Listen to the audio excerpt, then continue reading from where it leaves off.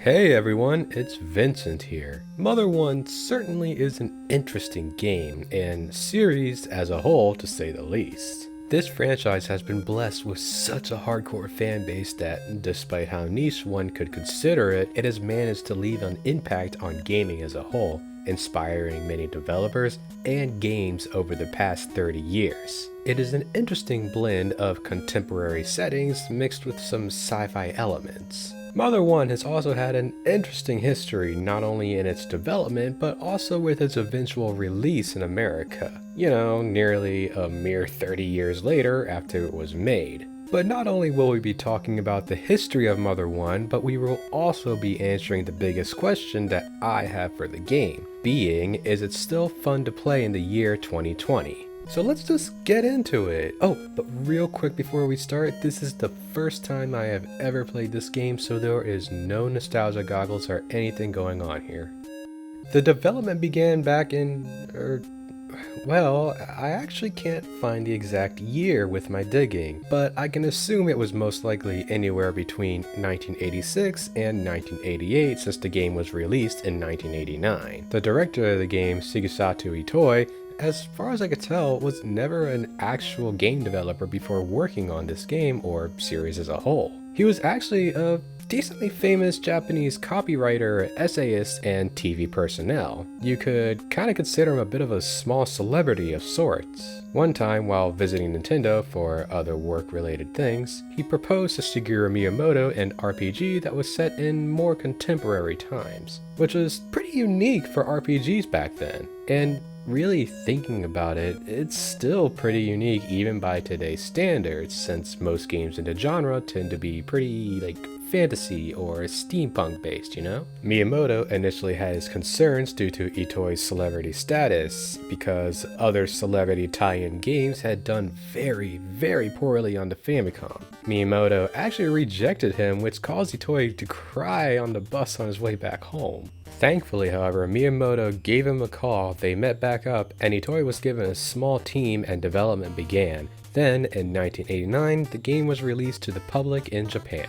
Itoi has said that the game got its name from the John Lennon song Mother. He related to it because his parents, particularly his father, were away so much while he was growing up, and he wanted others to feel the same kind of way he did. The US release is a storied one, so real quick in very short terms it was fully translated but cancelled due to the SNES's looming launch. Later on, a beta cartridge was actually found on eBay and bought. Then it was dumped into a ROM online for everyone to finally play. Let's go ahead and talk about the game itself now. Now, big mind you, I did use some very well-known patches that were online. For example, some sprites were censored in the US release, but this patch restores them, such as this crow holding a cigarette, crosses, etc.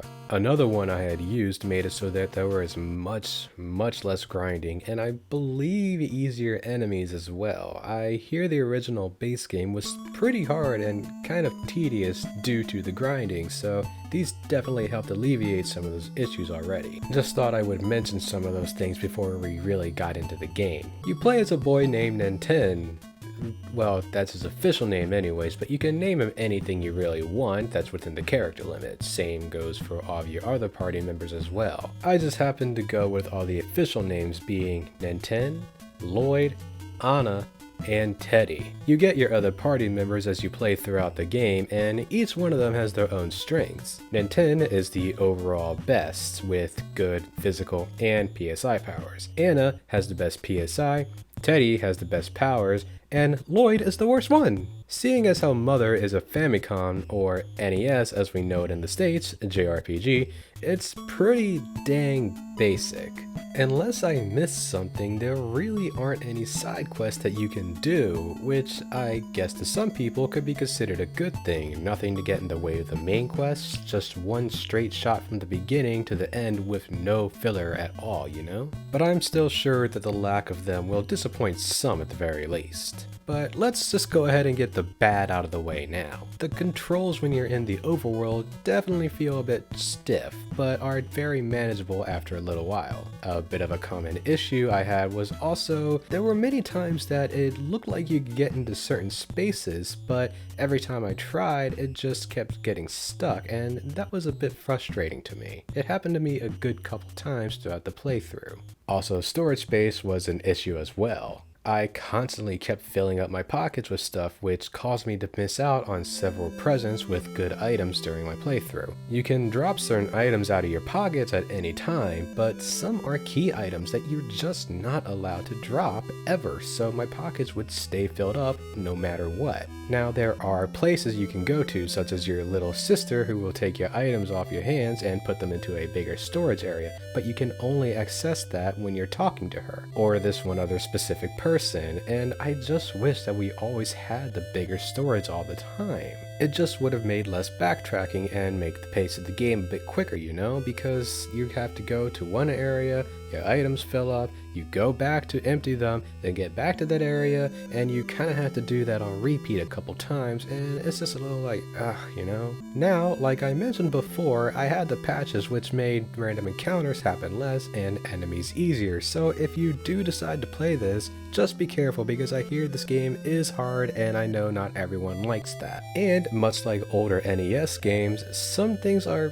pretty cryptic as to what you want to do next, so maybe have a guide with you on standby. Consider it like a modern Nintendo Power, you know? Now, I did do my fair bit of complaining just then. Now, you might be thinking, oh gosh, bro, this game must be bad, and honestly, I don't think that at all. It's still a very fun and enjoyable game to play through. The gameplay is basically like Dragon Quest on the NES. So basically, if you enjoy that kind of gameplay, then you'll enjoy this game too, and I happen to be one of those types of people. Just mindlessly wailing away at enemies, getting those sweet level ups.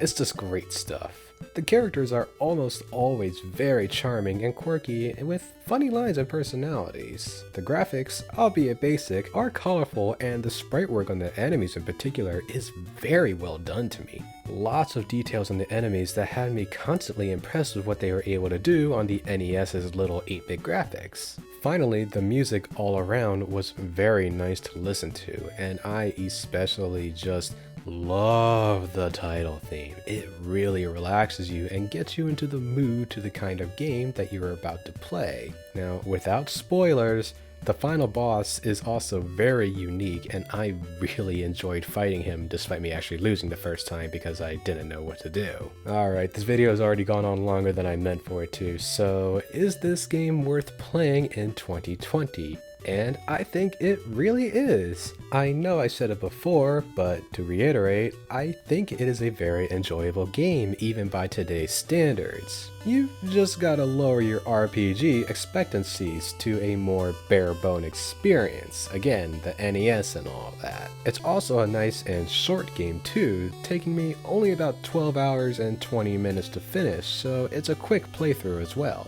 If I gotta give this game a score, it's gotta be a good, solid 7 out of 10.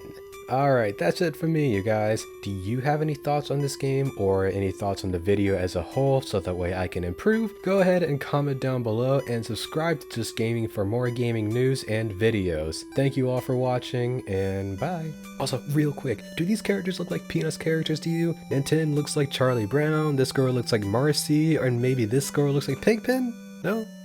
Just me? Alright, well, see you guys later. Bye. Again.